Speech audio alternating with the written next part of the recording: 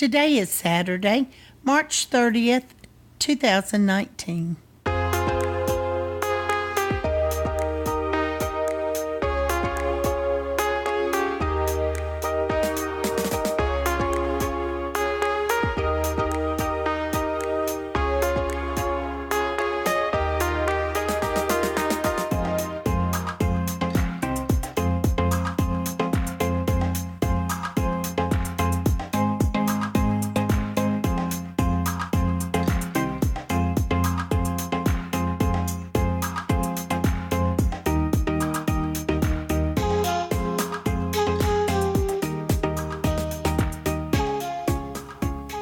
Welcome to the Survivor Fans Podcast. I'm Joanne. And I'm Stacy.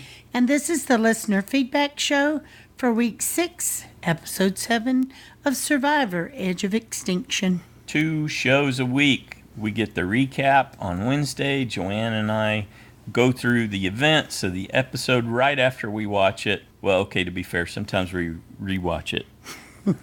So we might watch it twice. And then we might rewatch it after we record. Portions. And then rewatch it depending on how much we liked it or if there's some specific thing we're drilling down on. Because we definitely went back and drilled on the next time on Survivor after we had recorded the recap show last week, didn't we? Because we were just trying to figure out, where's this person going to have a medical issue? Where are they going to be located? I bet we spent a good 15, 20 minutes looking at footage, analyzing the background and all that. Huh? Watching the extra clip. Well, more than 20 minutes watching the extra clips. And no, the point was anyway. Yeah, the other. I know what you're saying. Yeah. But so we do that, and then we turn it over to you, the super fans, so that you can add your insights and analysis and hopefully throw in a couple of predictions there, especially for us playing in the fantasy league. So get an idea how you think things might pan out to help you with some decisions you have to make before the next episode airs, especially with this round, because this is a very special week. It's an opportunity to change who you think is going to win everything for bonus points. So, and we'll talk more about that at the end as we rehash the instructions for that. Yes, because it is unique this time. There are things you can and can't do.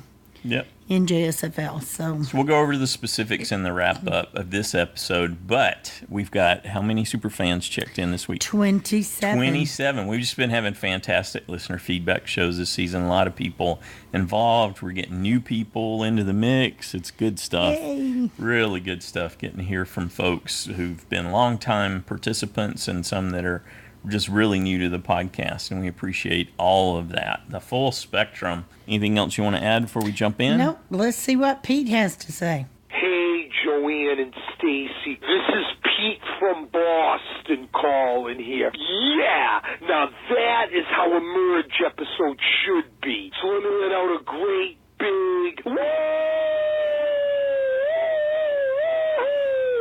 awesome merge episode, even though I'm kind of sad Joe got voted out. But you know what, Joanne and Stacy, lack of self-awareness. The guy is a beast in challenges, but he's no strategist. He may be a social player, although I don't know that he was that, because his tribe mates weren't working with him other than Aurora. So there you go, and he was sent home. He should have saw right through that they were going to get rid of him. Maybe look for an idol, and that's what happened. But he has a chance to get back in at Edge of Extinction. And real quick, guys, for Wendy and Keith, na na na na na na na na, hey, goodbye. I wasn't surprised that they quit, especially Keith.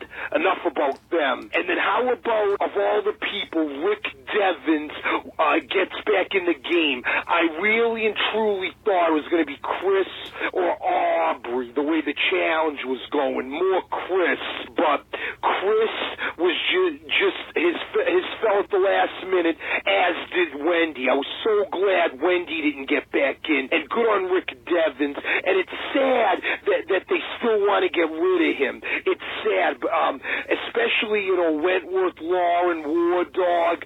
I was like, oh no, is this going to be like a Matt Matt Elron from Redemption Island. Thank goodness that didn't happen to Rick. And poor Joe was sent packing by the Comma 6 there, led by Ron Clark, and a little bit of Victoria there. I don't know. We'll see now how this pans out. Those 6 are running the show now, but I don't know, guys. Ron gonna watch out. Based on the next time on, looks like he's having some ego issues, and he's getting a little bit cocky, I think, so he better watch out. Good on Julie, though, for winning the challenge. One of the older people this season. I wouldn't have thought she would win. That was good on her, living her dream and winning the immunity challenge to start the individual game. So we'll see now, guys, when these next group go back in. Now we're going to have a fun battle with Chris and Joe out there. That's what I wanted to see. And we're going to have a huge jury because only 2 quit. This is going to be some crazy finale when we get to it. Wow. But what do you think, guys? And again, Wentworth and Lauren didn't need to play their idols, so they had great reads. But again, they didn't see Joe getting voted out. I think those guys are going to have to somehow work with David and Rick to battle the 6 there, because you see how tight. But I still think Ron is going to dig his own grave. We'll see, guys. This was an awesome merge episode with everything. My head is spinning. Now I got to watch some extra clips to see what else happened. I'm going to read Dalton Ross's EW too. Take care, guys. Woo! That's right. Pete's got a list of things he's got to do after an episode. Good deal. And he's always so good to call in. Sometimes he will have called in. Oftentimes he will have called in before we're done. That's true. Yeah. So he's on top of it. Good job, Pete. And there's some good items in the Dalton Ross. He had his, so every week you get a Dalton Ross recap and you get a Q&A with Probst. So he'll ask him some pertinent questions to that specific episode. This week he also had email interviews with Keith and Wendy where they both somehow explain how they didn't quit or whatever. But I saw a little bit of the Wendy one, but I didn't see the Keith one. Yeah. Yeah. Well, that's why I didn't join in on your na-na. I'm not going to na-na them. I don't think they earned it. All right. Thanks, Pete. Next up, we got an email from Mike in Omaha. Hello, Survivor fans. I love this episode. Just really good television, in my opinion. Thoroughly enjoyable. I believe that Edge of Extinction finally pays some dividends here. The return challenge was exciting. I really thought Big Wendy was looking solid. However, I did figure that Rick Devens would be returning to the game based on his edit. So his return, while it made me happy, didn't shock me at all.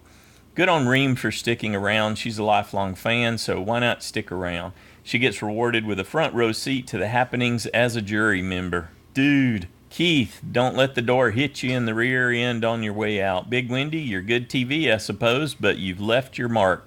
Won't miss you either, to be perfectly frank.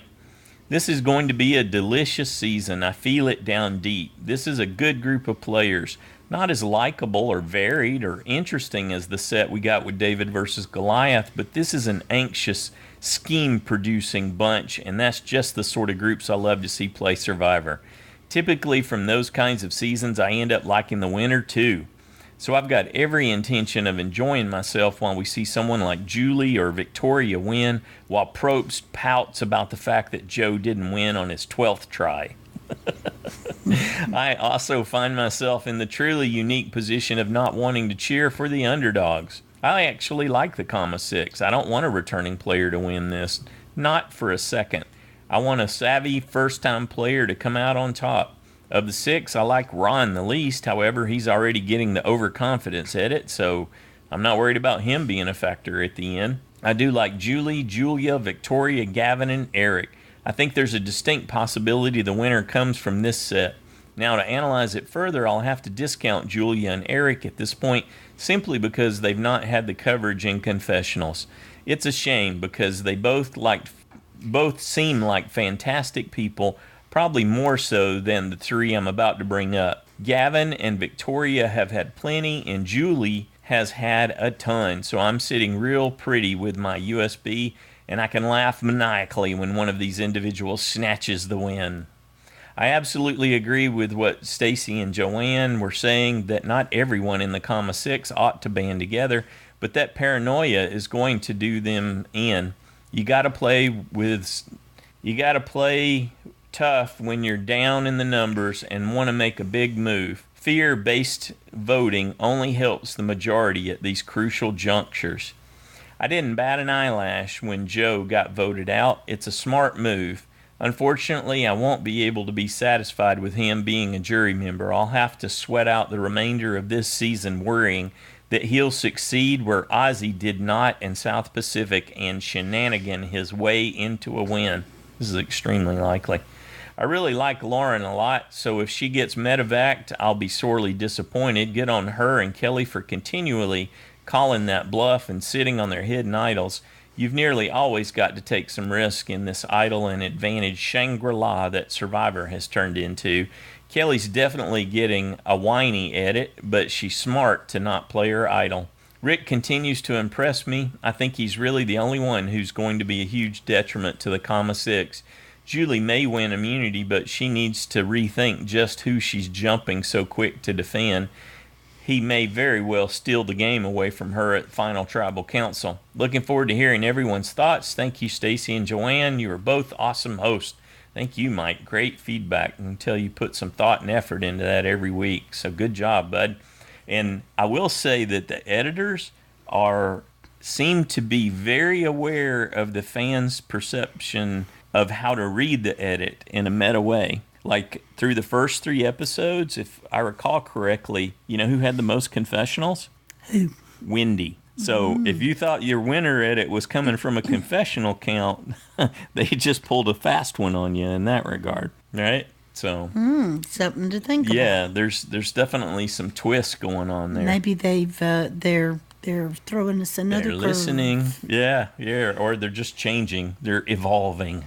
There you go. Good deal. Thanks again, Mike. Next up, we got a call from Shay. Good morning, everybody. This is Shay. It was just another stellar episode, right? I keep waiting to have one let me down, and so far, that's just not happened. So much good stuff going on in the show. I like that people I forgot were even on the show are starting to not only peek out, but peak, period. I really loved watching the people from Exile Island, or not Exile Island, Island of Extinction, or whatever, come back and fight. I love who won. I love that Rick's back in, but I hated it for Aubrey and Chris. I really did. I wish they could have all come back. But I was just as surprised to see Wendy go as you were, Joanne. I thought it was Reem and Keith as well walking out there. I did really like how Julia fought for Rick. I like her moral code, that she just thought it was absolutely ridiculous to send someone who had been struggling so hard to get back in the game right back after they fought so hard to get in. I really dug that. Anyway, I really hated to see Joe go. I don't know. He's such a good guy, and you really only want what's best for him, but unless he's the guy you're rooting to go all the way, you got to get him out there at some point, so why not now, I guess. I was rooting for Rick, and then he left, but he's back. So I'm still rooting for Rick. Go Rick. Woo! But I secretly am hoping Victoria does really well, too. I'm anxious to see if Kelly can pull her game together. I think this is the worst she's ever played. She seems so desperate, but unwilling to do the things necessary to get deep in this game. It's like she's waiting for somebody to take her there. I don't know. Sometimes I feel like she thinks she's special or something, and she's just waiting for people to lift her up and carry her up a mountain. I don't know. But all I know is I love this show. I love this cast. I love this season, and I love this podcast. I can't wait to hear from all the people and all their little babies and all their little babies' friends, their toys and cats and dogs. Anyway, another great show. Can't wait to hear what everybody else has to say. Okay, bye. I think Shay probably summed up some of that backlash against Wentworth really well there. It's like she's waiting for someone to carry her up the mountain. She's constantly lamenting all the advantages that Joe had or Joe's tribe had. Oh, good deal. Thanks, Shay. Next up, we got an email from Jesse in Canada. Hello. This week, The Edge of Extinction contestants competed to get back in the game. As expected, Keith gave Chris the disadvantage. I like how Chris still got to the last part of the challenge before Keith. Even Reem got to the last part of the challenge before Keith. Keith's knots on his bamboo slats look terrible, much like everything Keith does, just terrible. Major shout out to Rick for pulling it off, but that was so close between Wendy, Chris, and Rick that I didn't know who was going to win. All I knew for sure was that it wouldn't be Keith. Why did Chris say being on edge of extinction is like therapy? If I went to a therapist and got yelled at, cursed at, and was given a disadvantage in life, I'd want my money back.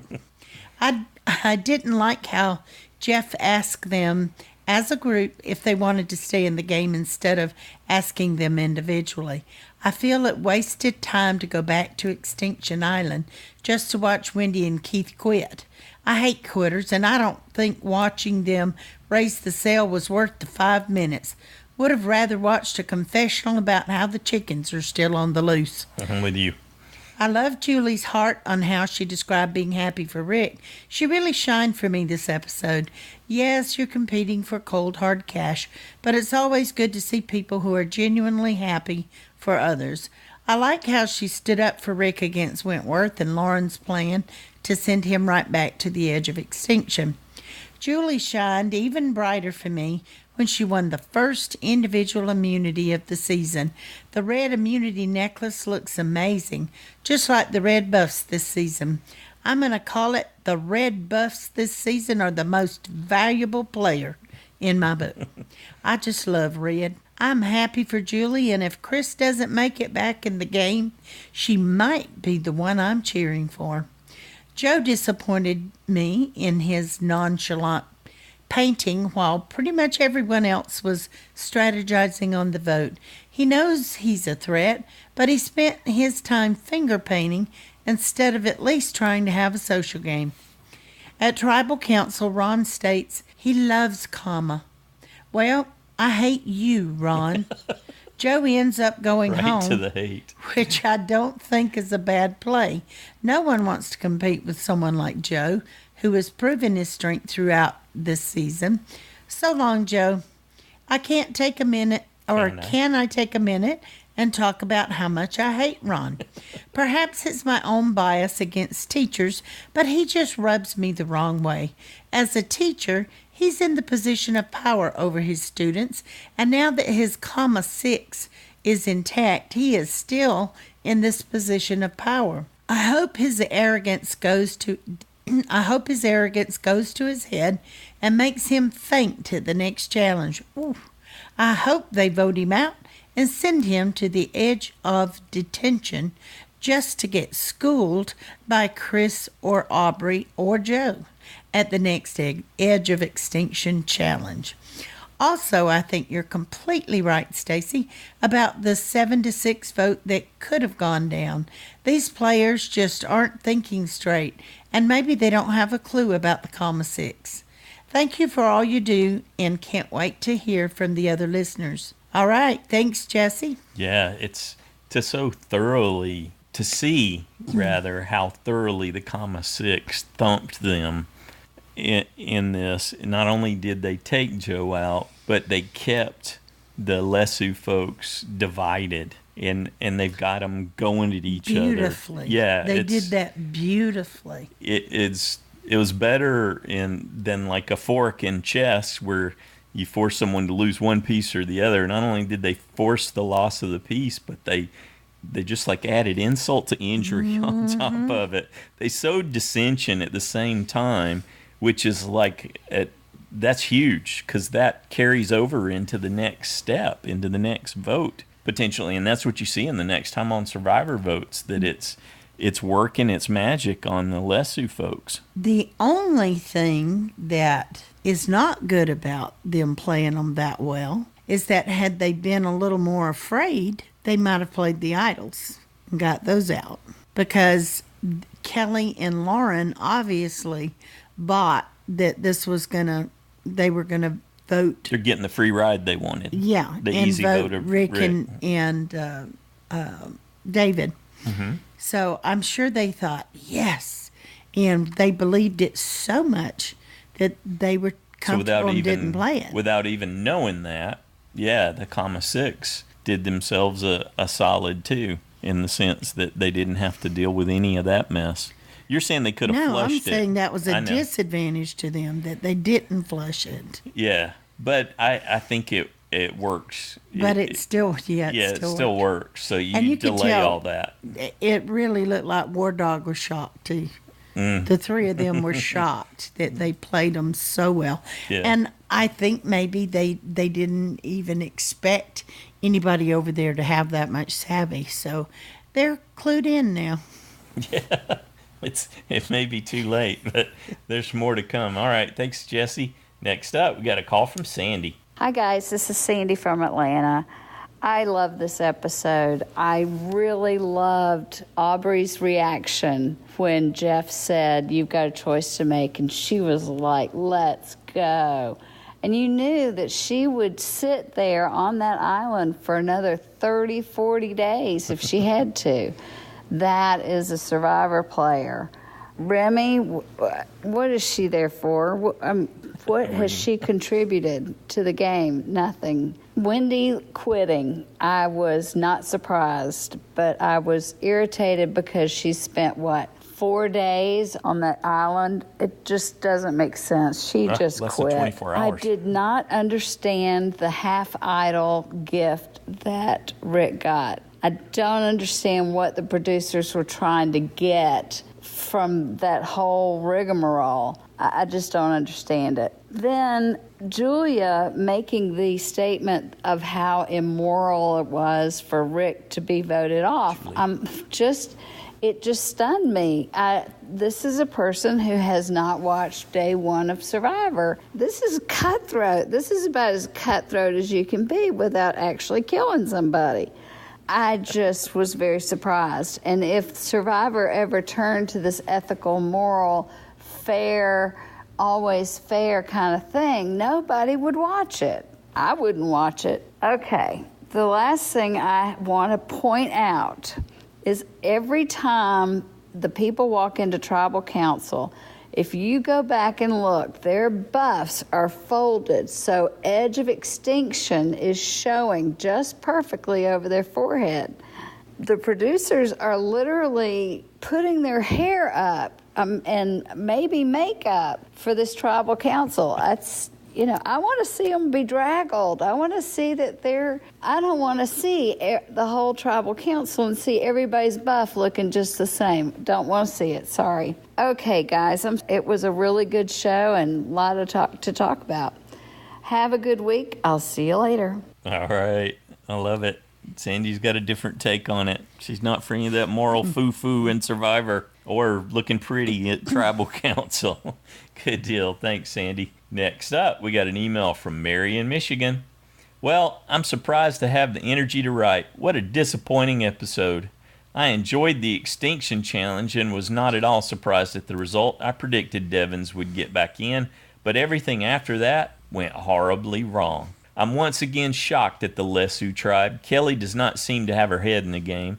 The obvious answer to everyone in the world, except Kelly, War Dog, and Lauren apparently, was to join with Devins, David, Joe, and Aurora to go after one of the former Kama Manu tribe.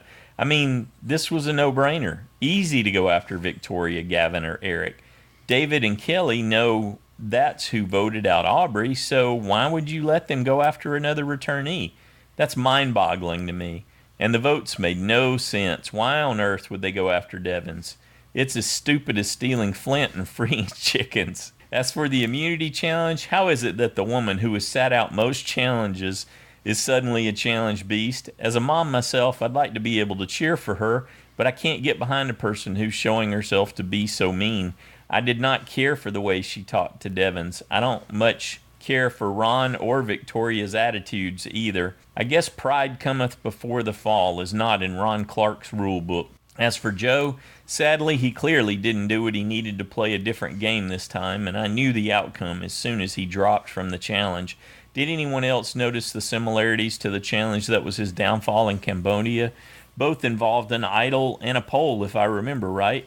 I wonder how he felt when he saw that challenge set up. It wasn't the pole above your head, but still had to feel eerily similar. Anyway, I do believe that's the one where he fainted before against Keith Nell. Yes. Anyway, I do believe the only thing you can point to as his downfall is the fact that he is Joey Amazing and ended up on a tribe of disloyal people, except Aurora, who were unable to realize the best path was to ride out the comma strong wave until they weeded out all the others. I'm making a bold prediction that comma karma will bite them in the end. That's a double entendre, isn't it? And we will watch Joe beat at least some of them at the next Edge challenge. I really hope he's looking for clues on the edge so no one is able to hinder him with a disadvantage like Keith did to Chris. So for now, I'm left holding my breath waiting for the tribal council I envision when the Lesu folks use their idols and one of the evil commas gets zinged. I'm thinking they won't suspect any of them have an idol since they didn't play them at the last two tribals when they looked to be in danger. They might feel confident to pile votes on Wentworth, Lauren, or Devens, and bing! Nice reference to last season. I like that. I hope David is out there searching because I think there's a chance of a merge idol being out there. Final thoughts as I mourn Joe's hopefully temporary departure. I'm on Team David and Devens until we see Joe again. If Kelly could turn things around and make some smart moves, I might be able to get behind her. Next time on Survivor left me worried for Lauren, although it could be anyone, of course. Also could end up being something that the players recovers from instead of a medevac. Absolutely. Of course, Keith threw in the towel, but I was slightly surprised about Wendy, and good on Reem for sticking. I'm thrilled they're bringing the jury in. When the episode ended, I texted a friend that I'm done with this show. Now that the sting has faded a little, I'm back on board. Thanks once again for the great recap show.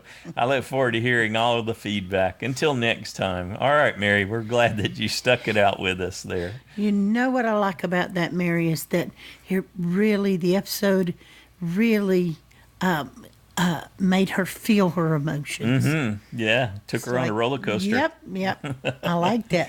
Good stuff. Thanks for sharing all that, Mary. Next up, we got a call from Kim. Hello, all Survivor fans. This is Kim from North Carolina. That was a really interesting episode. I was super surprised by the 3 Edge of Extinction people being made part of the jury. That completely changes the game and jury management and all that stuff. I'm just still processing just what a difference this makes. And I also am wondering, who's at Ponderosa now? Does this mean Wendy and Keith are at Ponderosa and everybody else who gets voted out is going to have to spend their time waiting for the final tribal on Edge of Extinction? So I really had hoped Joe was going to win individual immunity, so I didn't have him as my vote out. But I realize now that was probably not the best choice. I think that David's old tribe is in trouble, I suppose. None of those people seem like really strong immunity threats, so I guess I hope it's not boring like that, but it looks like they're all just going to get picked off one by one, and then we'll see what happens. But hopefully Devens and Wentworth and Lauren can pull together some of the people who are on the bottom of the comma 6 and figure out how to make it interesting. Can't wait to see what happens. Take care, everyone. Thanks, Kim. It does look like they might be leading those Lesu lambs to the slaughter, but you can tell that David is woke. He knows what's going down in the preview that's out there, the one they released, what was it, Friday, where he knows that they need to band together and he's trying to rally them. But that vote they threw towards Rick is coming back to bite him. When Wardog reaches out to Rick in that preview, you can see he's not really interested in it. Yeah. Why would he? That's his point. They you guys were just ready voted, to send him out. Tried to vote me. Yeah. You voted for me twice, so not really keen on working with you. Nothing to do with you. Which is the beauty of the comma 6 plan. It just totally worked, and that keeps Rick in a solid 7 position with them. It doesn't help Rick. It doesn't help the Lesu members. It just really sows some dissension. Well, and truthfully, I don't know who's in the bottom of the comma 6. Do you? No, I don't have a clear view because Edge of Extinction has taken away so much from the comma tribe, and because the comma tribe members, even when they shuffled, didn't have to deal with going to tribal council except that one time when they got rid of Aubrey. You just don't have any insights to where people sit. You kind of feel like maybe Julia is towards the bottom, Right? And possibly Ron is too. Even though he thinks he's the puppet master, he's declaring himself the puppet master. I would think Ron is. He seems out of place. I would think if I had to pick the three tops, it would be Eric, Gavin, and Victoria. But you never know with Victoria. She's so slippery. She's just super skillful in she that. said in an extra clip that she wouldn't have hesitated to make new friends. But then with the edge of extinction, she's like, whoa, I think I'll stay where it's safe. It definitely put some fear into Julie and Victoria. They shared in their extra videos this week. Neither one of the threat of going out there they're unsettled terrified them. of that. Yeah. Totally. Yes. And so I think they'll probably stay tighter because of that. Yep. Possibly. Good stuff. All right. Thanks, Kim. Next up, we got an email from Alex in Philly. Hi, Joanne and Stacy. I just finished this week's episode. I don't have cable, so I always have to wait and watch the episode during Thursday's lunch break. Usually I'm all right with that, but this week I was jumping out of my skin waiting to see what happened. Speaking of not having cable, I did not know that Hulu had past seasons of Survivor, which I have been looking to find so I can rewatch from the beginning. But when Shannon from last week's episode said so, you bet I was sitting there that night with Survivor Season 2 and a brand new Hulu subscription. All right. It was great. Yeah. What a good season, too. First, of course, the challenge to get back in the game. I wanted Devons or Aubrey to get back in the game, so I am totally pleased with the outcome. I was surprised that Keith and Reem decided to return to Extinction, and in Keith's case, I guess I was right. He just really gets on my nerves, and good riddance to Wendy as well.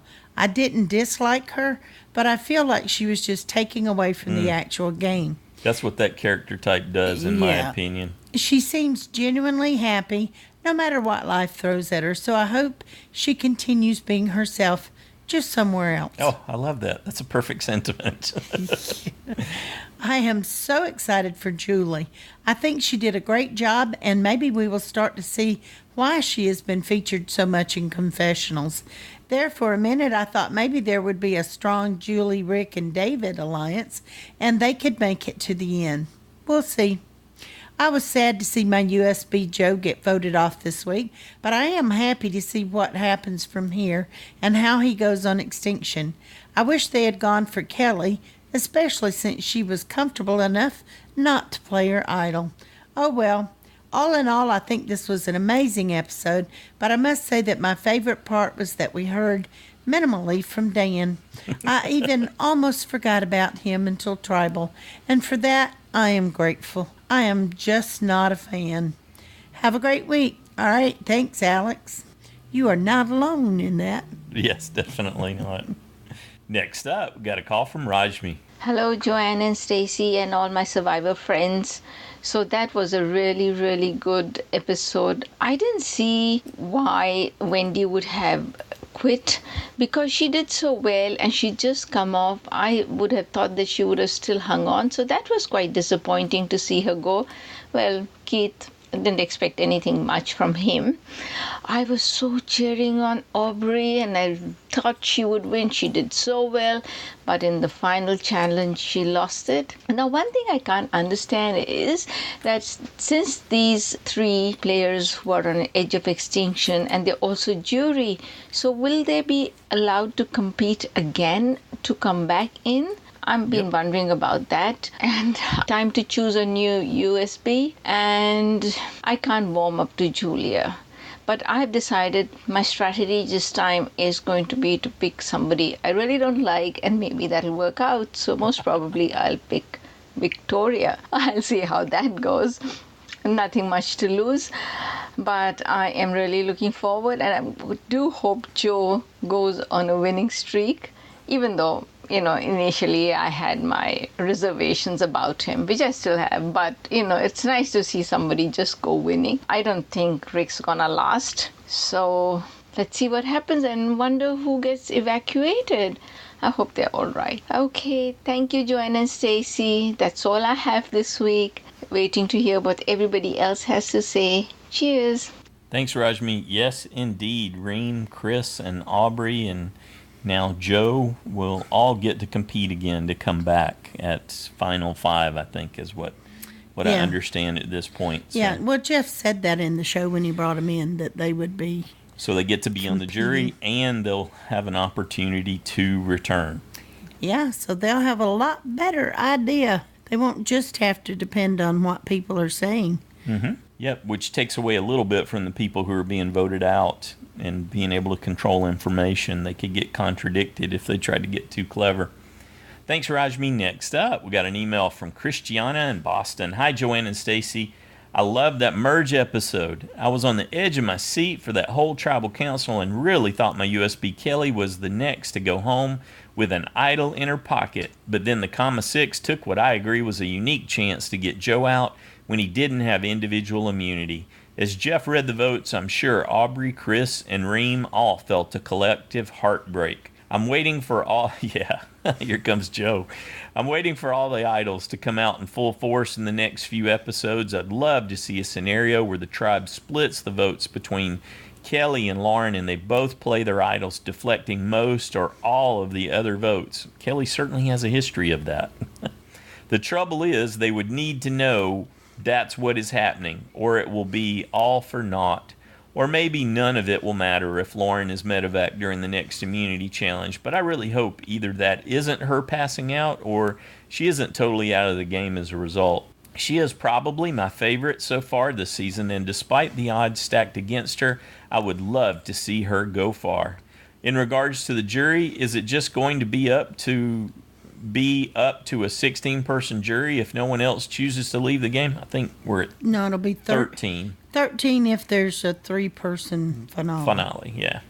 All right, while I like having the Extinction Island players witness Tribal Council as a means to participating in the game, even if only as observers, I don't think they should necessarily get automatic jury slots, as some of them, well, really just Reem and arguably Chris, were barely even in the game, but could get a hand in determining the winner.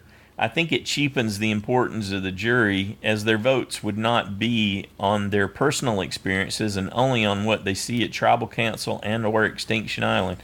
You're at the heart of it right there. So you undermine the vote out and you undermine the jury now. It's and they never had to worry about that before, but now you do. Because usually up until, you get to where they start the jury, you don't care who you vote out. There's no repercussions, and you don't even have to think about it. But now... Yeah, I think it was Victoria that was talking about that in one of her extra videos.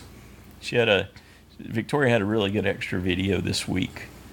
I'm going to end with a random question. When castaways change beaches due to a tribe swap or a merge, does production deliver their torches? I've always wondered how they magically end up at the newest beach. Yeah, they move things for them. They move everything that is left behind. Unless they make a point of telling them to gather stuff up. Yeah. Yeah.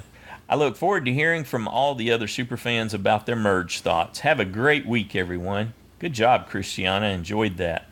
Next up, got a call from Cameron. Hey Joanne and Stacy, hey Survivor fans, this is Cameron from North Carolina calling in with the Week 6 listeners' feedback. So no previously on Survivor this time, we just got right into the episode. I think you guys mentioned they haven't done this before, but I'm pretty sure they did do this in Ghost Island where there was no recap, they just got straight to the challenge. If the castaways were paying attention when they first got to the Extinction challenge, they would have realized that there were only 6 slots in that challenge, so they should automatically have known something was up. So great work from everyone in the Extinction challenge. I was really rooting for Chris or Rick to come back, so I'm glad Rick did come back. Aubrey blew a pretty big lead there though, so shame there. While I feel bad for the people on Extinction, I must say I would rather have seen Jeff send them home than be able to go back there. Also, I'm just pretty bummed because we won't have any Ponderosa videos. Interesting how instead of saying Kelly's last season in her confessional, it said the words one immunity idol. Wonder what that means. Keith I could see quitting, but Wendy too? That's kind of surprising. I figured she had more fight left in her. I was glad to see the girls didn't all at once want to band against the guys. I'm never a fan of when the genders are plotted against each other. I guess Joey Amazing is no more based on that immunity challenge, mainly because he doesn't have Keith Nail to challenge him by his side this time. Julie really had an impressive win in that challenge, though. I wonder if her small stature had an advantage on balancing of some sort. I could not have been farther off with JSFL this week. I said Roar was going home. I was hoping to get a nice random pick in there, but did not work out. I'm starting to like Gavin and Eric as a duo. Of course, Eric is my USB, but aside from that, I think it'd be cool seeing them work together and get to the end together. Man, the numbers are really just starting to get messed up in my head when I see that Reem, Aubrey, and Chris are on the jury. Maybe. I feel bad for Joe. He's had a very back-against-the-wall game this whole time. I really am pretty sad to see him go. I thought I wouldn't care at all for him coming in, but now I find myself rooting for him 100%, and I really do hope he comes back. The vote was pretty interesting. I think the original Kama got kind of cheeky by getting the original Manu to split the vote on themselves between David and Rick. I hope there's not a pegogging coming up. I think I want original Manu to have a chance at least, or Lesu, wherever you see it. Next time on Survivor, some sort of medical check, but based on the challenge, I assume it's just someone collapsing and ultimately they're fined. I'm not too fond of Ron letting him get too much power, and just because Joe goes home, he thinks he's all in the lead now. Man, I'm really confused about the numbers now. So will everyone be on the jury? I doubt it, but if they don't have another Extinction challenge until the final 5, I guess that means we'll have a jury of 13, which is way too big in my opinion, so hopefully something changes. Alright, Joanne and Stacy. Alright, Survivor fans. I hope you hear some great feedback, and I'll hear you all next week. Good deal. So, Cameron, I think they finally caught on to the awesome visual roster that Paul's been doing for us. That's what's going on in the little call-outs now beside the castaways' names. So, Paul developed this like years ago, right, to show us who had an idol, who had an advantage, and now they're starting to do that on the show to help you keep that straight. So I think they just sort of caught up with Paul's methodology. Well, there you Maybe go. even borrowed it from his visual roster. Well, I guess we don't really know 100% if everybody will be on the jury, or they could just as easily after the next challenge go, okay, sorry, you guys are out now. If you didn't win your way back in, you're no longer on the jury, you're out. See ya. It's possible, but it seems unlikely. It does seem unlikely, but Pretty sure they're going for we this, don't know for sure. for the giant jury to Yeah, go I along think with the so, twist too. this season. When you bring these three in, and then Joe's clearly another member of the jury, that sort of tells you the direction it's headed. Don't even know how they can get through one question. You know, we don't get to see nearly all the questions that they ask, but we usually at least get one from each person. But that would make it a lot longer, spending on it in the finale. Well, So. yeah, they're pretty much guaranteed we'll get even less this time. All right, good deal, Cameron. Next up, we got an email from Eric in Canada. What a great merge episode. I was screaming when Wendy almost got the ball through the hole. I'm very happy she didn't come back, and I was so happy that Devins came back. I'm sad Joe got voted out. My theory is he'll win his way back and then win every single immunity. Now that would be awesome. I finally got a vote out right in JSFL. Congrats. Yay. Yeah, so, you're right. This is, I can't remember if we talked about it on listener feedback or if this was afterwards, but this presents a path. Well, it even sounds like it's custom designed. Like I could hear Probst pitch this to Joe as a way to get him to come back and play again. Look, if he didn't do that. If you get voted out here at this point, now it's almost easier. So Joe doesn't have to take care of all those other players. He'll just have to take care of the folks that are there on edge of extinction because he's always in that provider role.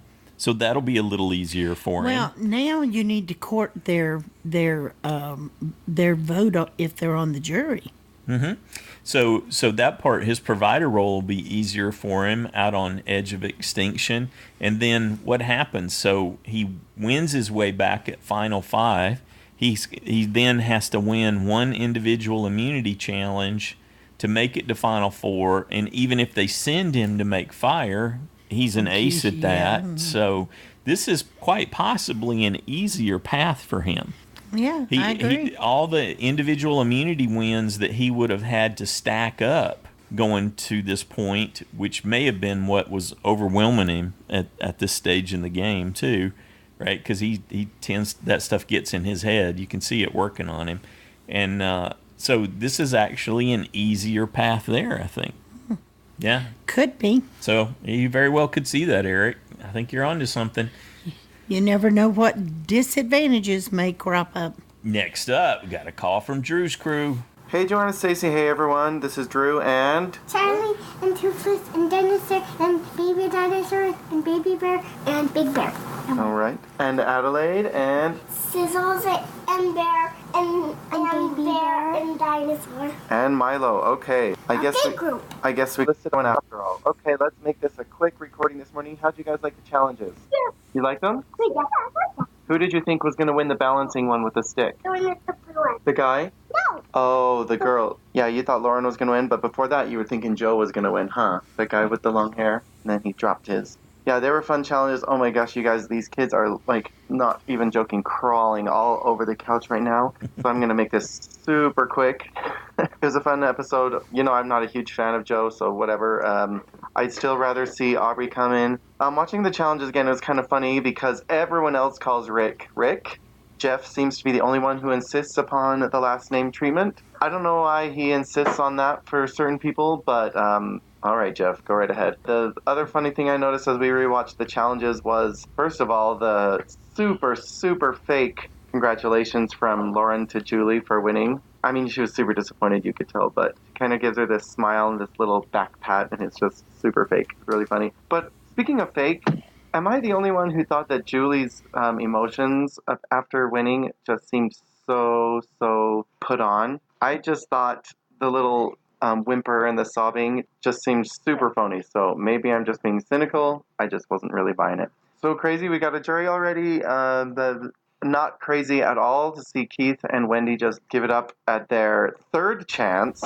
I mean, really. But honestly, at that point, my thought was, good riddance. So off they go. So yeah, that makes them losers of the week, and Rick will be the winner. That was easy. All right. Have a great Saturday. Of course, looking forward to the feedback. Looking forward to next week. Can you guys say bye? Bye. Bye. Bye. Bye. Okay, Adelaide, you want to say bye? Bye. And Milo, too. Bye. Bye. Bye. All right. Apparently more friends than even are present are saying bye. Okay, talk to you guys later.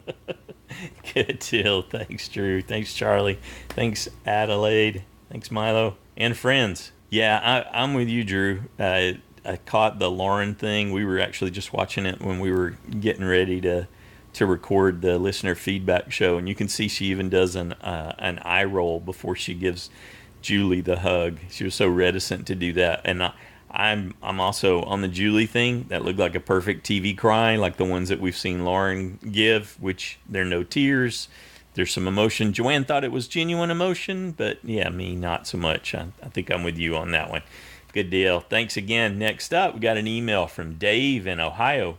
Hello, Joanne and Stacy. What an episode. The players' expressions when the group from Extinction Island walked out was priceless. Which player said I knew it? That was Kelly, referring to the group from Extinction Island. I'm not buying they knew it. Yeah, we weren't either. And you can see Kelly kind of explains it in one of her extra videos, but she didn't mean she knew the exact nature of it. She just knew there was some twist coming. I was happy to see Rick won. Not only do I like him as a player, but David is my USB, and he's going to need Rick to go further in the game. I've been pondering changing my USB. However, I seem to shoot myself in the foot every time I've made a change this season on vote outs. Now, let's discuss Extinction Island. So far this season, most of the footage shot on Extinction Island for the show was not needed. We have all waited all season to see Keith quit. Now that moment has arrived, and now the producers decide to be stingy with the footage. I would like to have seen more about them quitting. I don't know. I'm a little torn with you, though, on that one. Joanne, I had War Dog going home, too. I was torn between Joe and War Dog. I was sure Joe was going to win the idol. I was wrong. As soon as Joe fell off the board, I knew he was going to be voted out. It seems the original Manu tribe is turning on themselves. They should have been focused on getting a comma player voted out instead of one of their own. Who's going to be voted out next? Another returning player? Is an idol going to come into play? There are 3 idols now. My prediction is that the comma tribe is going to vote Wentworth. I believe she will play her idol. Now, will the original Manu tribe go after a comma player or vote one of their own out? More than likely David. Will Rick and David play their idol too? If that's the case, will David and Rick cast their vote for a comma player, or do they target Wentworth, which would make their votes not count since Wentworth played her idol in this scenario? That's hilarious. That could very likely happen given their history and their plans. Maybe I've had too much caffeine. Maybe there's too many idols in play. So who's going to be voted out next week? I have no idea. I really enjoy the podcast and look forward to hearing what everyone else has to say. Have a good weekend. Thanks, Dave. Good job. I enjoyed all that. Next up, got a call from Kyle. Hey, Joanne and Stacey and all the Survivor fans at home. This is Kyle calling from Calgary, Canada, in his car, but parked today outside my daughter's cheerleading practice, so we're safe and sound. Okay, so this episode, really fun, really cool to see everything sort of come to fruition with the merge and the Edge of Extinction. I say Age of Extinction because it was an old Transformers movie that for some reason is in my brain. I'm not sure why. But Edge of Extinction, to see those people come back. Did anyone else think that Keith's show of hollering and screaming and crying because he was actually sad to go back to the island, that they were going to force him? Because man, oh man, that was laying it on a little thick, buddy. So I guess it was really no surprise that he was going to go. Wendy was a little bit of a surprise, but I think she would probably take anywhere the wind would send her. She is that flaky. Well, let's just say she's free-spirited. I think that's a better way to say it, because she did really good at the challenge. I mean, she had almost as much opportunity to get back in than Chris and Devin. And now on to Devin's. Glad that he got in. I was pretty impressed with his ability, and I liked him, so I'm glad to see him back in the main game. Now on the Idol, the two-part Idol, I was kind of hoping that he was going to share it with Julie, because I think that would have been an interesting story, and I think that he probably could have built a bond with her. But instead, I guess he gave it to the more safe option, which was David. But in my mind, that's almost like throwing a drowning man a rope when you're drowning yourself. They're both on the bottom. It doesn't really do you any good as a safety net because there's no safety net. So I guess it worked out for him, so that's good, and I'm glad to see that he's got a full-blown Idol now, then that's going to be set up for them in the future. So that's good. Now on to the merge, and I guess it's one of those things where you have to really be careful for what you wish, because when I was claiming that I wanted to learn more about these people on these other tribes instead of learning about the Edge of Extinction, I did it again, the Edge of Extinction people, what it saved me from was Ron and watching his facial expression school of acting every single time that the camera pans to him. I can't do it anymore. It's too much. The guy's way too expressive. He's hamming it up for the camera, and he's not, I don't know, I don't like him. I was happy without him. I'm not saying I want more War Dog. That's not what I want, but too much Ron already, and we've got a bunch of episodes left, so maybe I'm going to be in trouble here. Anyways, that's it for me for the week. I want to thank Joanne and Stacey for all you do. Really appreciate the podcast, as always. I love to hear the feedback from the other superfans, and I want to wish everybody a fantastic weekend, and we will talk to you next week. All right. Okay. Thanks. Bye. All right. Thanks, Kyle. Good stuff. Next up, got an email from Barbara in Long Island. Joe's going to Edge of Extinction. I'm so excited. I can just imagine his building a 4-bedroom house with indoor plumbing. Everyone will gain weight from the fish and fruit he'll find. Just as well he's on EOV. He certainly can't play Survivor. Take care. That's another reason it's better for him, so he doesn't have to worry about any strategize. Yeah, he doesn't have to do strategy, and he doesn't have to really have much of a social game other than just be pleasant and provide, which are he excels at. Yes, he does that really well. Good stuff. Enjoyed that. Thanks, Barbara. Next up, got a call from Slappy McGee. Hello, Joanne and Stacey. This is Slappy McGee. Just calling you now from Concord, New Hampshire. My man Rick Devins is back in the game. I think I kind of felt it coming. I had a feeling he'd be back. I'm not sure if he'll make it all the way through, but I'm going to ride him with him. I'm going to ride or die with him. So here we go. Yes, I'm talking about my USB, Mr. Rick Devins, coming back in the game. I want to talk about Keith and Wendy quitting. I don't get that. I don't understand that. I don't understand why they would just stay in. And then I guess that Stacey mentioned the peer pressure thing, but I don't know. I think it just goes to their fakeness of doing things for TV. It both felt very fake. And then the other thing from a few episodes back of Keith. I don't know if anybody who is religious felt this, but when he was doing his dastardly island scouring against everyone's word, and he was kind of pulling a sneaky one, he was calling on his Lord's help. And he was like, help me, Lord, or help me, Jesus, or Lord, or whatever it was he was saying. And I'm like, you're praying to a Lord who you think is going to help you be mischievous? Come on now. I feel the people with religion would kind of find an offense towards that, because it seemed like he didn't know what the Lord is there for. If that's the thing. I think that kind of showed his character a little bit. I didn't like that character developed for him, or his personality, or whatever it is. But anyway, I'm glad he's gone. Both him and Wendy. I felt bad for Wendy. I thought she would stick it out, but again, I think that she just wanted to go get a cheeseburger. Maybe that was the thing.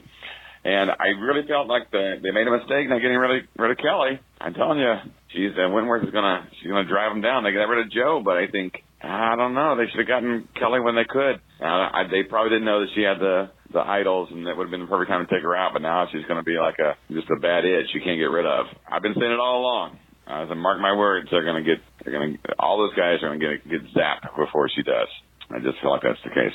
Anyway, I want to say thank you, Stacey, and never thank you for the banjo clips that you attached to the notes there. I clicked on those. I did watch the banjo thing, and they were really good. I really like those. The both of those banjo things, the Thunderstruck, and the other one with the other guys playing banjo. You know the one. I can't remember the name of the song now, but it was good. I enjoy it. Thank you very much for that. And if you got more, share them, because you never know. I might make it to a banjo recital one day.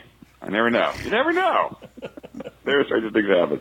Maybe if I get the last thing, maybe that's the last one in the fantasy league, and you win, then you could. That'll be my punishment, is you send me to a banjo recital, or I have to do Oh no, I'm not even giving you your ideas. No. Okay, I take it all back. Take care, guys. Love the show. Look forward to everyone's feedback. We have to do the parody too.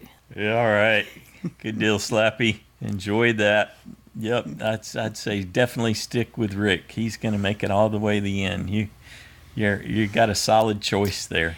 Here's what I would love to see. It's not so much that I'm cheering for Kelly and Lauren and War Dog, because I don't care if any of them leave. That's fine with me.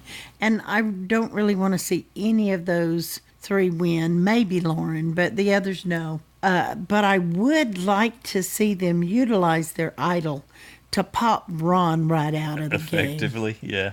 Yeah, they almost have to play both of them and pull it off, because the one thing that Kama has shown is that they're a fan of the split vote. So if either Kelly or Lauren feel like they need to play the idol, the other one probably should play it too. Probably. Yeah, because it could certainly be coming their way, depending on the numbers situation. If the numbers are a little different, then maybe you don't have to do that. But more than likely, they're going to have to end up dual wielding those. And it could be to the effect that you described, depending on who they assign the blame to. Yeah, well, they would most likely go after somebody like Eric, who's a bigger competitor. But if Ron gets too arrogant, they might just decide to go for him, which is what I like the other people, but they can take Ron out. That works for me. Yeah, if they just get rid of Ron, you'll be okay with any of the others. With the others, yeah. I see. All right.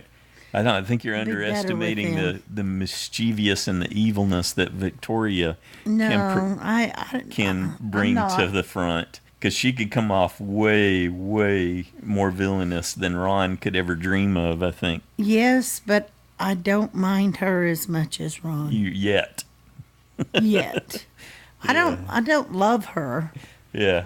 But she's got great potential as a villain for sure. She does. As does Julie. Julie's not. Which is what you should have if you're out there playing Survivor. Yeah.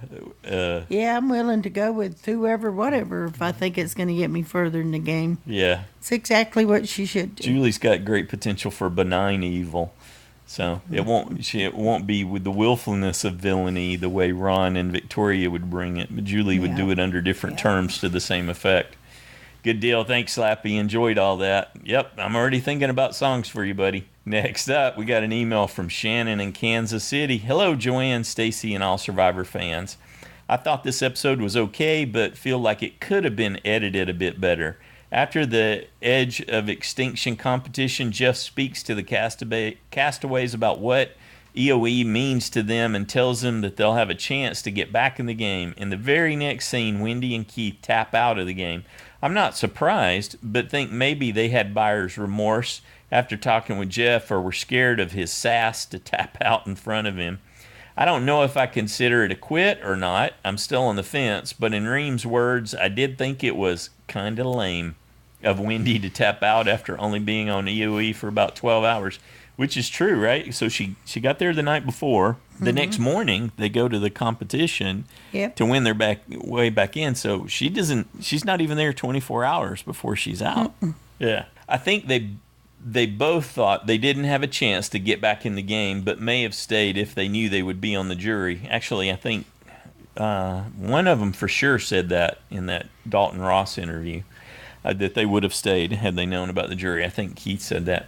I'm super happy Devon's re-entered the game. I was cheering for him more than any other castaway to return. I think it was super smart to get Joe out, but hope he does return to the game. I am a Joe fan and would like to see him go deep in the game, but not sure about his agency in the game, considering he didn't try and talk with anyone. He just kept painting the flag. And before I forget again, because we've had other mentions of this, that flag is gorgeous. It's incredible. I think it's the best merge flag we've ever seen. And you can see that you see why he wasn't doing anything else with the level of detail. And it's the first merge flag I've seen, and I thought that's a work of art that at least that I remember in recent past. Yeah. I mean, and he put a lot into it too, because he had the phoenix and the dragon thing, you know, and then he had the island in the background and the water and, you know, some sky and all of it. It was beautiful. Yeah, it's definitely worth a look. I'll link to I'll add a link to the show notes where you can go see a bigger version of it. I really do think this season we may have a final three of women. Lauren, Victoria, and possibly Kelly or Julie or Julia. Did you cover them all there? I think that Kelly may go home this week, or possibly War Dog.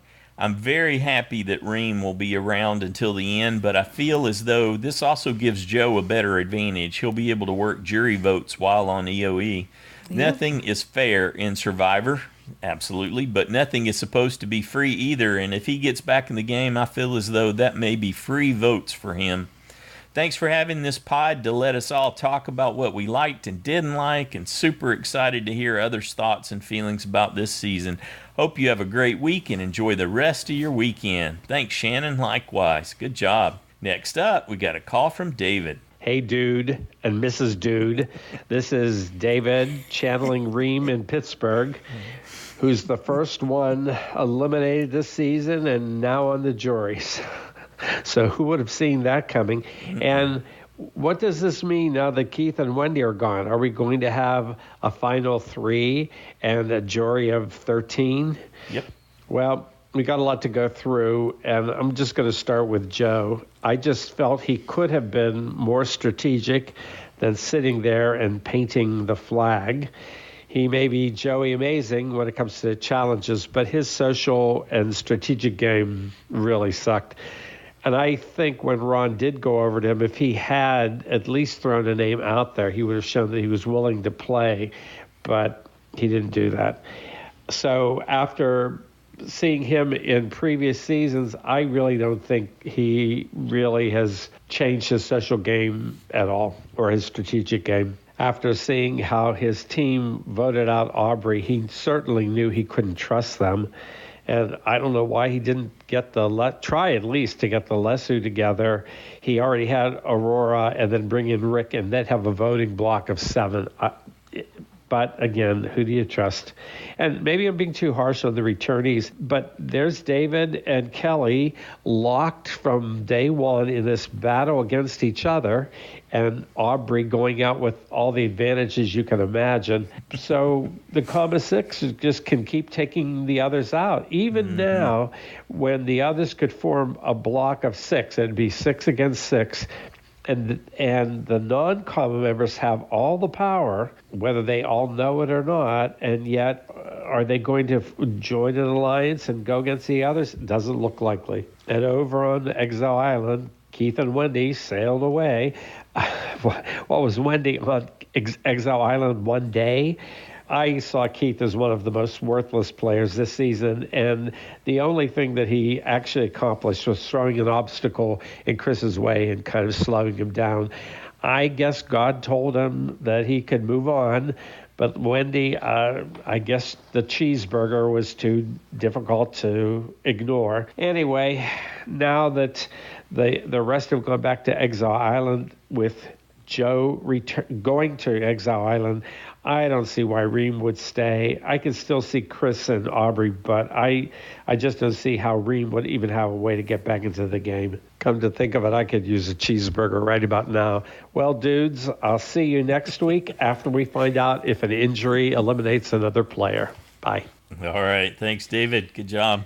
Yeah, we had already determined that when we went back and looked at some of the preview clip, that I had thought maybe somebody just loses their balance and falls backwards because there's all those boards behind them supporting the frames. Mm-hmm. And I thought if they fall off backwards, which would be most likely since they're up on their tiptoes, then they could really hit their head on something back there. I feel pretty confident we got that down after looking at it so much, right? After studying it and looking at what's in the background of the shots and then what you see when Dr. Joe's in the frame, that's the case. And you look at how it's designed, and you did a really good job of noticing that what their goal is to have everybody's head at pretty much the same level.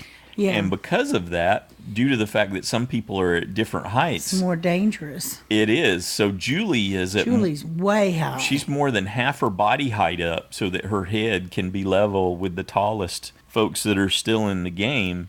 And even falling over from standing up can sometimes lead to fatal results if you land on your head on concrete or something. So to your point, because they've got them jacked up, some of them are higher off the ground than others, and they're on their tiptoes, they're most likely to fall backwards, and that could help explain how the shot with Dr. Joe's frame. So it could be that someone falls backwards, knocks themselves a little loopy, or knocks the wind out, because this is a very likely scenario too, and then is good enough to come back in. Well, they had another preview come out a day or so later that I think confirms that somebody falls, because they're showing several people that were,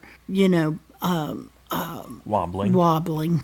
Mm-hmm. And they talk a little bit about that. So I'm pretty sure that is what happens, which kind of takes it. I mean, it could be Lauren, but it makes me think it could be anybody down that area now, because anybody could fall. Yeah, it's a tight shot on Dr. Joe, so the frame's not very wide, and if it's behind him, it could be anyone there. You even see Victoria looking down and to her right in the original Next Time on Survivor clip, which works with the someone's behind her kind of thing. So it could even be on that end that someone slipped off. Yeah, there's no way to know for sure. But if that's the case, they move them, because the flags they're standing by are on the other side of where Aurora is. Mm-hmm. So, Lauren is. So even if it were Lauren, they would have moved her.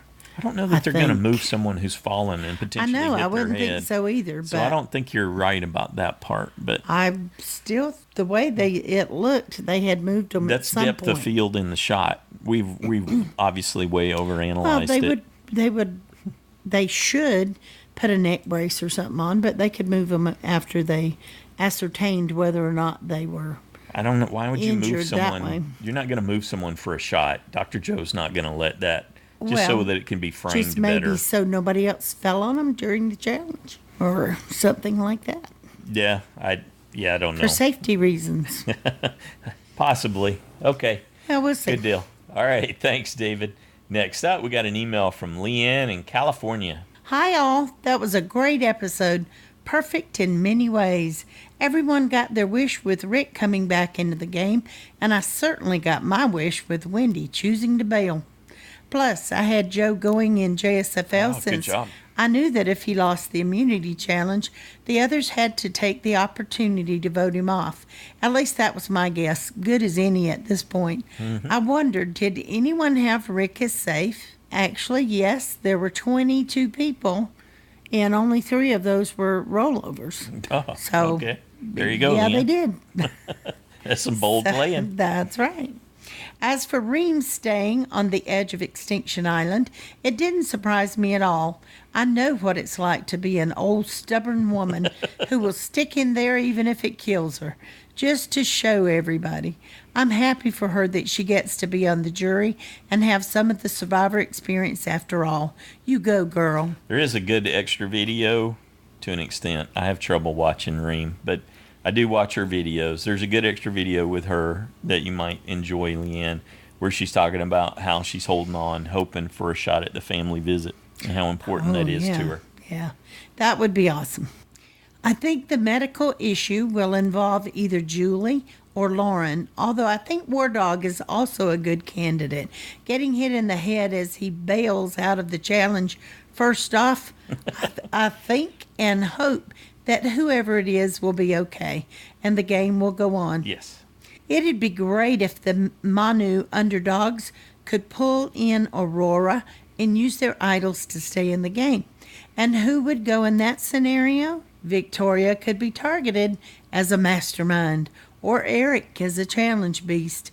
I may make a bold move and go with Victoria.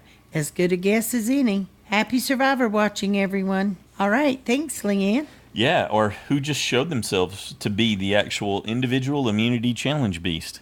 Julie. She might have painted a target on her back that she didn't want. Yeah, that's very true. She got the experience, but that could make her an easy vote target, like LeAnn's thinking. Lauren would certainly qualify. I'm sure, yeah. like to vote her out since she showed her up. Get rid of her competition. You can tell Lauren does not like to lose. Because so many people do. Yeah, well, but she talks. That's such a goofy phrase. I know it. I know the spirit of what you're trying to convey. I thought when she bent over to hug little Julie afterwards, it was like, oh yeah, she's like, this old lady shrimp. This lady beat me. I can't believe I let her beat me. Right. So that's what I was thinking. Is she's more thinking about what are my parents going to think? Kind of grudgingly, hugged Julie. Yeah. In my mind, anyway.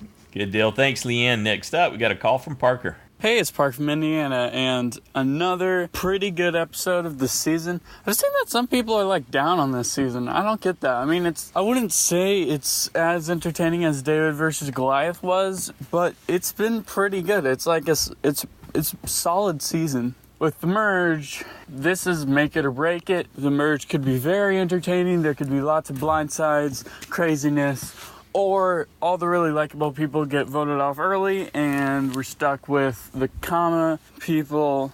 And yeah, Joe, you're going to trust the people who you have caught talking about voting you and Aubrey off with you there. Come on, dude. And they voted Aubrey off. So he knows that they're willing to do that. And Ron's poker face is terrible. Like, Joe's played this game before. He should know. He should have at least a little sense of who's lying and who's not. I can tell Ron is lying. He gets all hunched over, curled up, has like this weird look on his face. You know, he won't really look you in the eye. That's like a dead giveaway. On one end, I'm sad to see Joe go, but on the other, kind of should have gone after trusting them. So happy that Rick is back in the game. Not really surprised that Wendy and Keith quit. I'm surprised that Reem didn't go with them. Very disappointed in Keith. His game has been terrible.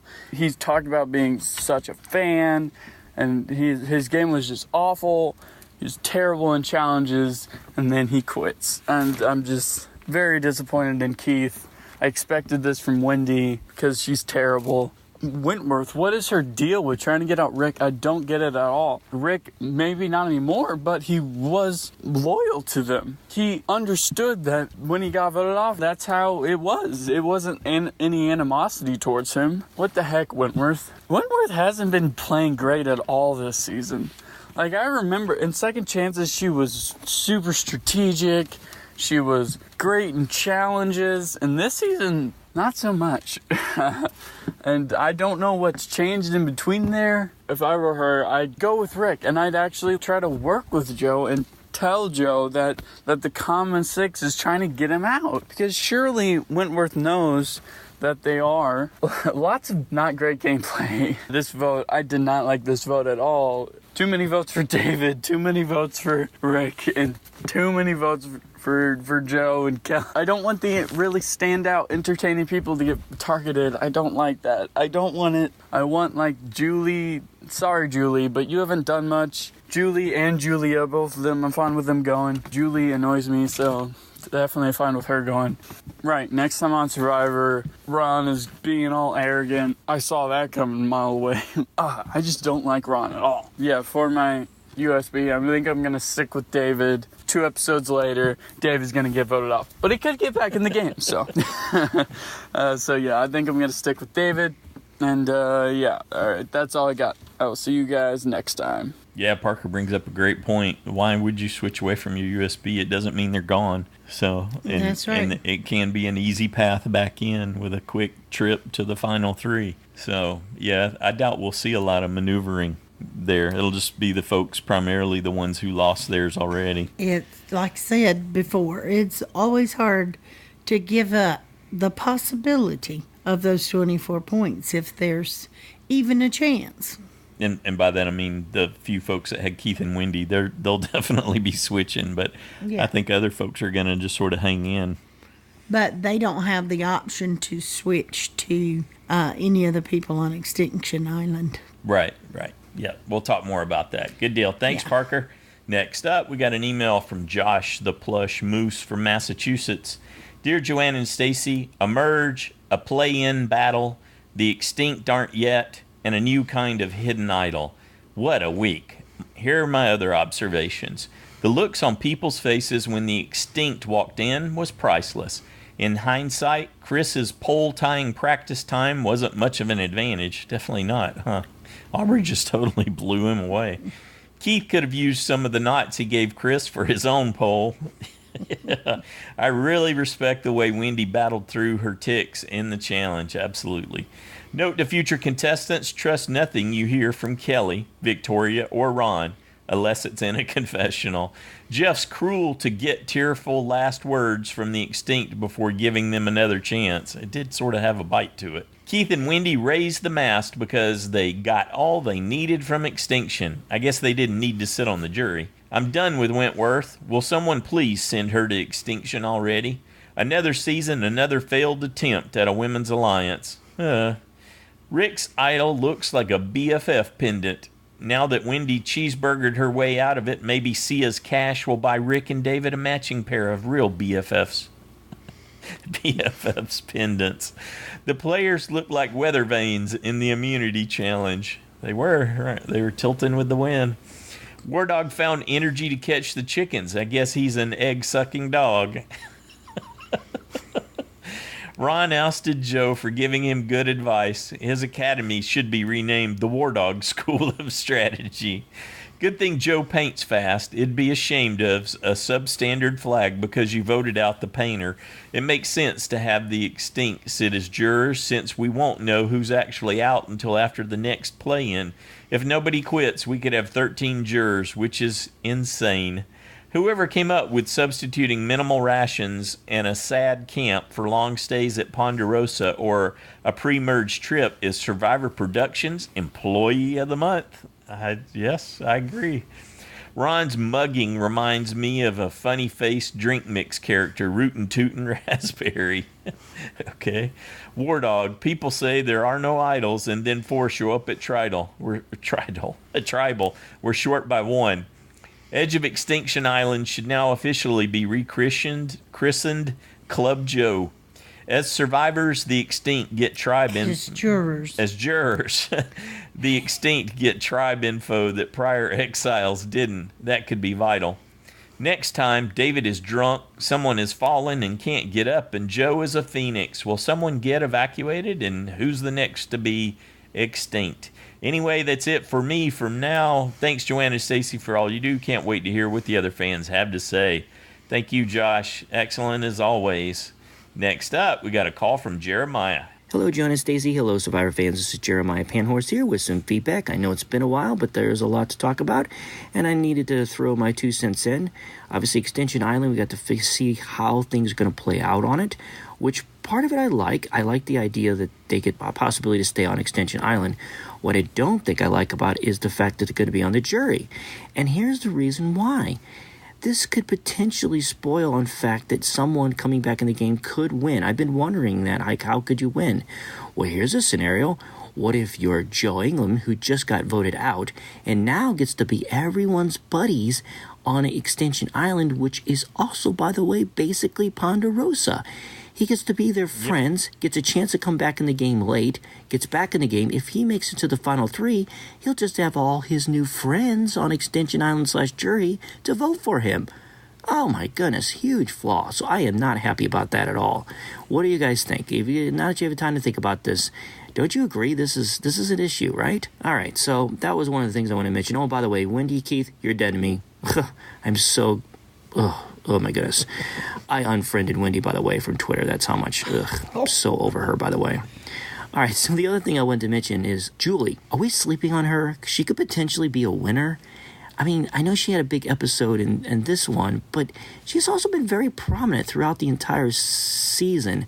I feel like she's at least in the finale, but now I'm starting to wonder if maybe she's our winner because of Extinction Island, I'm having a hard time understanding the edit. I'm trying to figure out who Survivor's trying to calmly tell us is one of our winners, or is going to be our winner. So I don't know. Are we sleeping on Julie? Is she potentially our winner? That's just a question I had for you guys. And in JSFL, I made the huge blunder, rookie move that I should have known better. I had made my picks. I had Joe going home on Monday. Then I started reading all the people in Facebook and decided to change my vote. And, of course, I did not get the final vote out. Thanks, Nina, for convincing me it would be War Dog. Oh, I should have never changed my mind. I'm so mad about that. But, hey, Stacy, I'm sure you're happy that I made a mistake. So sad. Okay, so anyway, that's it for me. Just a few questions for you guys. What do you think about potentially Julie winning? What do you guys think about the Extinction Island, with the whole jury thing? And do you really think someone who comes back in the game could win, especially with this new scenario? All right, well, that's it for me. You guys take care, and until next time, this is Jeremiah from Southern California. Thanks, Jeremiah. Yeah, Mike from Omaha has been saying it for a while that we're sleeping on Julie. So I guess it's possible. I don't know. I don't find her an appealing winner at this point, so I struggle with it a little bit. Do you have any thoughts on her? I think after winning immunity like that, seeing her emotion, the heartfelt moment won you over. You didn't believe it. Yeah. But she has had a lot of confessionals. Let me just clarify. I believe that it was a truly emotional moment. I just didn't think that she was really crying. So throwing that on top of it tainted it for me. Oh, well, I think she was trying not to cry. Mm-hmm. So, but she was tearing up. Doesn't mean you full out cry. I definitely really didn't ugly cry. Yes, she did an ugly cry. She covered her eyes. So I just thought it looked more like she was playing to the camera. No, I don't think so. But anyway, definitely, Jeremiah. So you're warmed up to Julie being the winner? No. I'm just saying I see it as a possibility. Okay. Have they broken the jury with having all the extinction or extension? I like Jeremiah says. Well, extinction. It does extend their game. It does. It's perfect. Little play on words for it. So. Yeah. Yeah. So anyway, I do think someone could come back from Extinction Island and win the game. And we've already talked about how we see it as a distinct possibility for Joe. Yeah, I do. And I'm with you, Jeremiah. I mean, Extinction Island. Now I'm going to start saying it, not intending to, right? Extinction. The edge of extinction concept, it breaks the vote out in the snuff torching, and it breaks the jury. So I'm not a fan of either one. I'm just not harping on it constantly. Yeah. So let there be no surprise. I don't see an upside of it, and I shared kind of, if you want to see an eloquent explanation of why, go read Dalton Ross's thoughts on it, because I'm right in line. We're in total agreement from that perspective. Okay. Good deal. Thanks, Jeremiah. Next up, we got a call from Jody. Hey, Joanne and Stacey. Hey, Survivor family, it's Jody. Stacey, the new buff colour, I believe, is a deep, hot pink red. So there. But my husband, who's usually right about colour stuff, says that it is a crimson. So that's the kind of red we're dealing with. I'm excited. I am pretty stoked with the performance of my USB to this point. Hasn't been too much of her on the show, but she's gotten a few confessionals, and she is a sneaky, sneaky little redhead, a pretty little liar.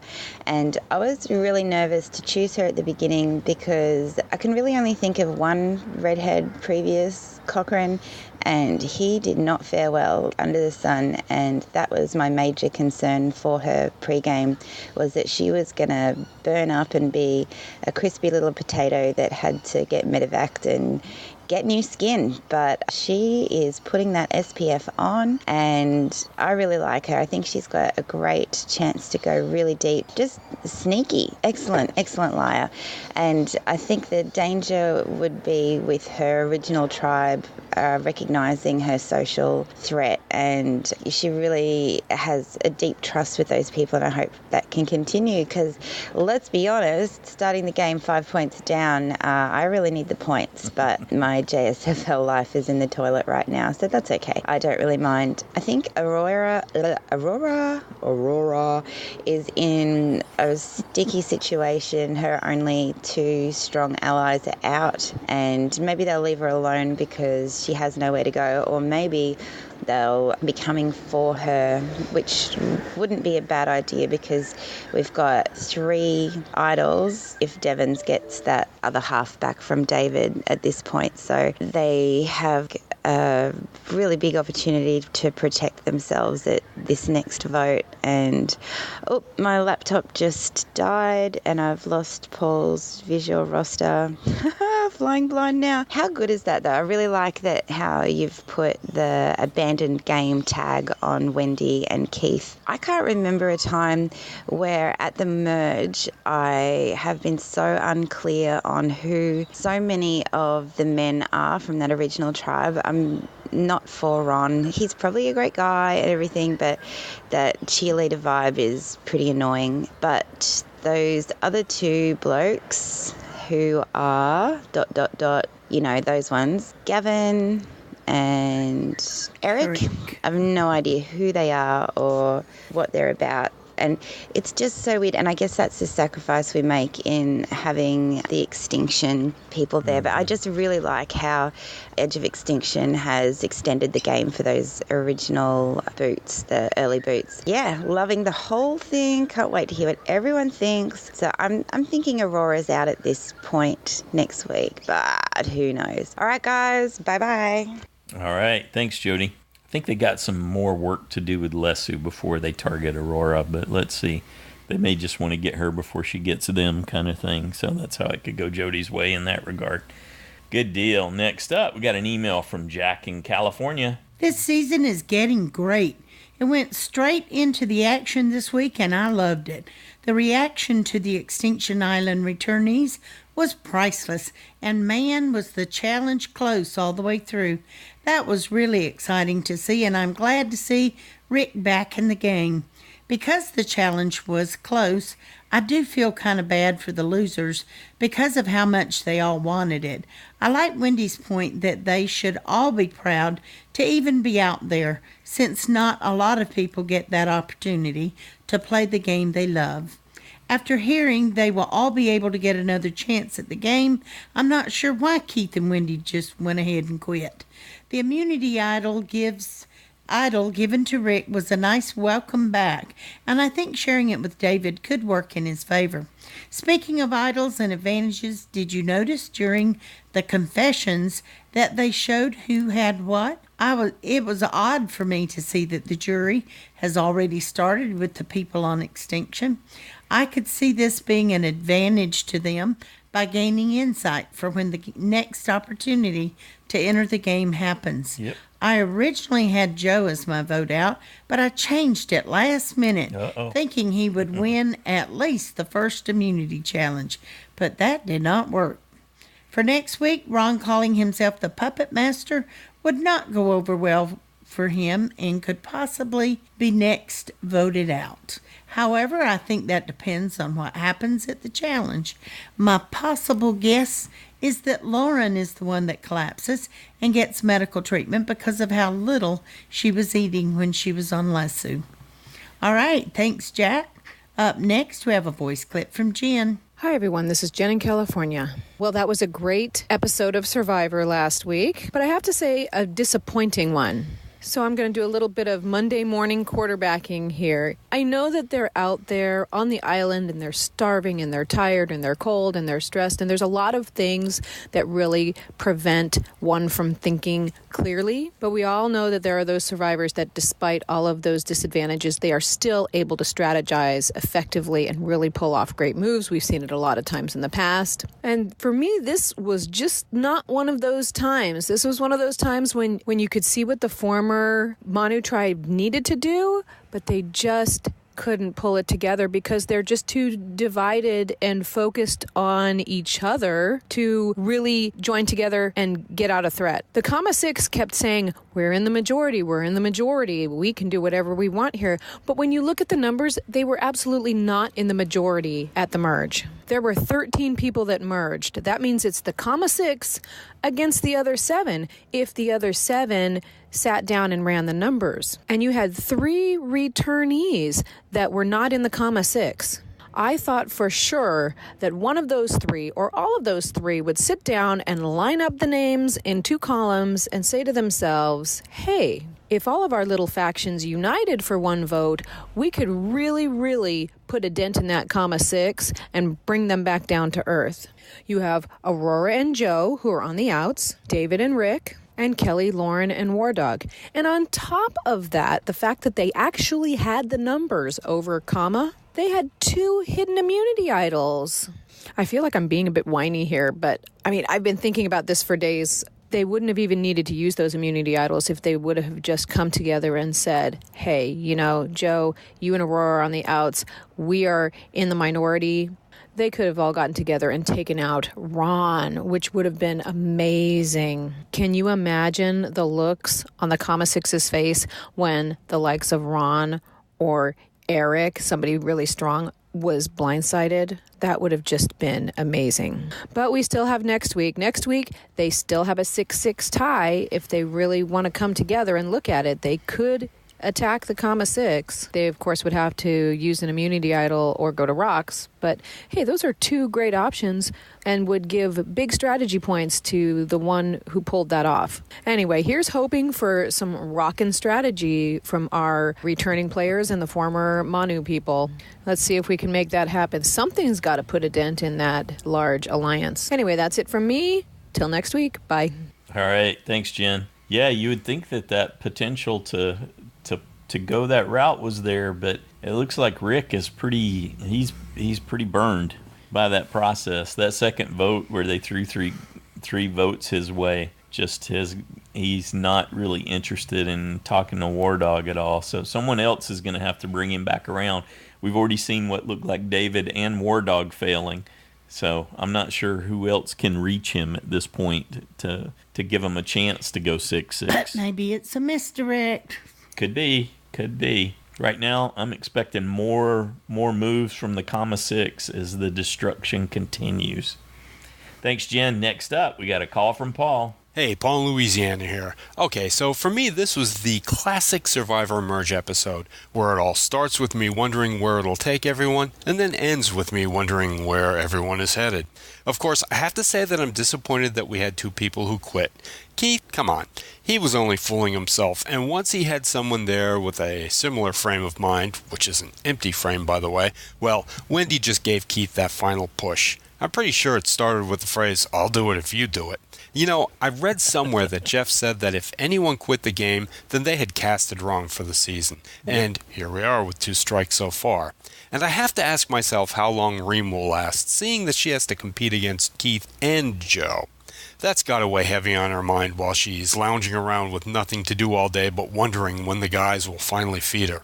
So this whole jury thing, well, it boggles my mind. I mean, I can go on for a half hour about why I think this is a bad idea, but I won't. I'll just say that there are too many cooks in the kitchen, and that Reem doesn't belong there on the jury because she actually knows what? 4 people in the game who were on her tribe when she was voted off? The rest of these players are a big mystery to her. Nah, I don't like it at all. Also, we've merged, and I still don't know a lot of these players myself. I'm thinking that the editors are featuring the players that end up on Extinction Island first, before the players who last the longest in the game. So, can we assume that the people with the least amount of camera time last longer? I'm sorry, but I think we have too many players to keep track of with Extinction Island, and I'm a bit disappointed in the way things are headed. But are you ready for something funny? Yeah, I was one of those people who played stupid and picked Joe safe this week. And you know what? That's it. I'm done with the bold moves. I figured Joe would definitely win immunity the first time, and I wanted a point off of the guy. But from here on out, I'm playing it completely safe and taking no chances at all. You know why? Because my JSFL score has been nothing short of horrid these past few seasons. However, the big problem with playing it safe is that the only thing I feel secure about this week is that Lauren faints, so I won't be picking her as safe. And, you know, I appreciate the heads up on Victoria doing better, but I don't want to keep her as my USB because I can't stop thinking about how she suggested that the women should probably be watching the men to prevent them from finding idols, rather than actually have the women going out and look for idols themselves. Also, I found her to be a bit abrasive this week. I think that Gavin, Eric, and Julia have the smallest edits in the game, so my new USB will probably be one of those 3. As for who leaves, well, I think that Kelly will play her idol, so she'll be safe, but I still won't pick her as safe. I'm sticking with the original commas for that. Who to go, though? Well, maybe they vote for Kelly and David and split the votes? I don't know. Somebody help me here, because I'm just rambling now. So I'm going to call this feedback and send it in. Okay, take care, everyone. Bye. All right, just before you completely let go of her, I'm assuming you haven't made your choice yet, but if you go watch the extra videos with Victoria, in one of them, she gives the textbook description of someone who plays under the radar, makes it to the merge, and then goes on to win. She knows what that game looks like. That's the game she's been playing. She understands that perfectly and how that can flow out for her. So I was impressed with her eloquence and understanding of that, for sure. I don't find her particularly appealing either, and I think there's a villainous edge to her in terms of the glee in exacting the takedown of Aubrey and, you know, the others from that perspective that we see with Ron and some of the others. You got to see a little bit of humanity with Julia, but Julie and Ron and Victoria, they all had a distinct sense of glee and well, you have to think efforts. about it after watching her manipulate Aubrey so well. So tactfully. And lying straight up to her face. Yep. And Aubrey not catching on anything. Yeah. That's pretty good for a first-time player. And in spite of, you know, Joe catching them talking, somehow Joe's not worried about her. Didn't think that, you know, her and Ron might be turning on him still. Well, yeah. Maybe you want to put more of that on Joe than on her ability. But definitely Ron played Joe. Yes, it has been presented that way for sure. Yeah. So, and the other thing there is with Reem, I don't think she's going to quit. I don't think so. You go watch her extra video, like I said, where she was talking about her hope to make it to see her husband in the context of the game, and you can see that she's going to hang on. I think she'll be there to the end, and now the jury thing just has made that that's a lock. And for people in the past, you can see how they could try to justify this concept because there have been people who have been voted out early in the game and we don't get to see them. And we lament the fact that, oh, it's too bad so-and-so got taken out so early. They seem like they had so much potential. And with this twist, I'm not saying I approve of it or like it or anything, this is a way to keep people in the game that you feel like you didn't get to see enough of. So I guess there's that. Yeah. So I don't know that we didn't come away from the extra videos thinking they were particularly great or informative. Some amazing here and insights. there. But there's definitely a little bit. There's like 20 of them after last week getting to deal with a double dose at 40. Yeah, you were like, wait a minute, it's over already? But yeah, so there's a few of them that are probably worth watching. Told you, if it didn't happen in the last 2 weeks, it's erased. Yep, for sure. Okay, so we want to say a huge thank you to everybody who took the time to send in your thoughts and predictions about that episode and what we might be looking forward to next. Good job, everyone. We also want to thank Hazel for your continued subscription donation. Thanks so much for that, Hazel. We greatly appreciate your continued support. And if you play JSFL, don't forget to get your picks in before the deadline on Wednesdays by 7:30 Eastern Time, 4:30 Pacific Time. This week is the only opportunity to change or select a new USB for this season. If your USB is still playing on Vata, but you don't like their chances and you want to choose somebody else, you can choose anyone on Vata. On the Merge Tribe, yeah. Yep, for a possible 10-point bonus. If your USB has been voted possible, 5-point bonus. But note, if you have one of the 4 people on Edge of Extinction as your USB 24 and you'd like to keep them as your USB 24, then do nothing. Stay out of there. Don't make a mistake. Just don't go in there. And to change your USB, don't do anything. And they will continue to be your USB 24. If you don't already have one of those 4 people on Edge of Island as your USB, then you cannot select them because they are out of the game for all JSFL purposes at this time. So they're not available to be chosen. Hopefully that's clear. Yeah. So I hope that clears it up for everybody. I've posted that on the Facebook page when people have asked certain questions, but that's how it works this week. That's how we've set it up to manage these.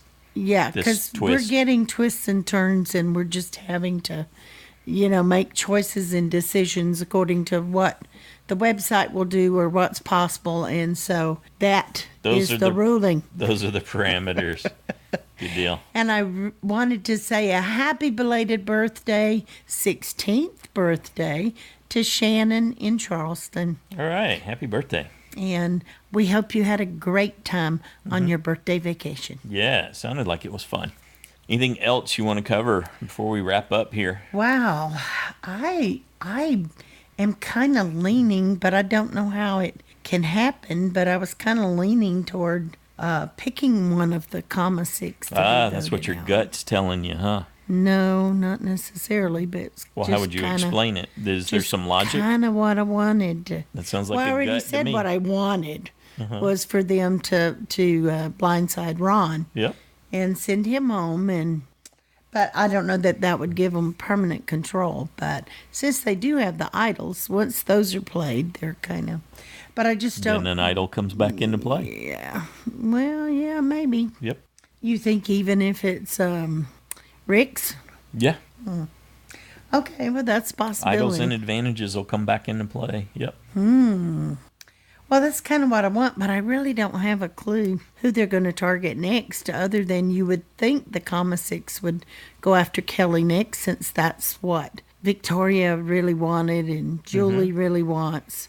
So you'd think they'd be like, okay, we'll do Joe, but then we want everybody to go with us and vote out Kelly. So I'm assuming they will target her, but as we know, she can change that, what happens. Yep, she just got to have some sense of it coming, which the comma 6 have been very good in not telegraphing. So she could end up pulling an Aubrey. Well, but then if they could pull in Aurora, Rick, and David, then they could split votes. Yeah. And so it just depends on who they split with. If they happen to split and vote her and Lauren, then they could get popped because they both have idols, and if they both play them. I guess one of the things that stands out for me is that we haven't had the awakening. Where there's talk about those 6 and what that means. That awakening hasn't come up. I think it's coming, based on the Next Time on Survivor and the episode preview that's out there on YouTube right now that we watched. Mm-hmm.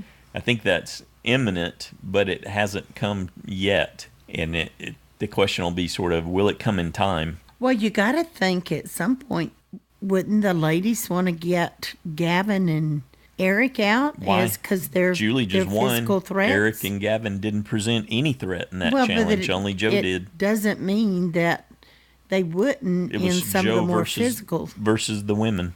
True. Yeah. But that won't be the case in all Women power of the challenges. They're going to win them all. What if the women win all the individual immunity challenges this I season? don't see that happening. Okay. They may surprise you. They may, and I would be surprised. So, all right. Anything else? Who are you leaning toward going home next? There's definitely a possibility of David getting fooled. And if he tries to run away from Rick, if he can't sort of reconcile with Rick, he doesn't have any protection. Well, we see him saying he's got to find a new path to 39. Mm-hmm. But I thought they want us to think it's because he and Rick aren't getting along. But I thought that it could also be because the others won't band together. And so he's not going to have the numbers. Difference, yeah. He doesn't have the numbers to make it. Yeah, but it's not that he and Rick have gone separate ways necessarily. Although they seem to clearly be at odds because the way it's presented in the second preview, right? David's saying, "Look, we're really facing a threat. We got to band together." And Rick's saying, "I don't want any part of that." Well, maybe David I think Rick's is sharp enough that he can flip around and he can see it. So, well, they might have lied to David about who they cast their votes for, and Rick's not buying it. So that could be what they're. Yep. So I was trying to wrap it up, but I'll ask you one more question. Okay. You going to switch your USB? No. No? No, why would I? Because you think someone else has a much better chance of winning than Eric. I'm not going to. Are you?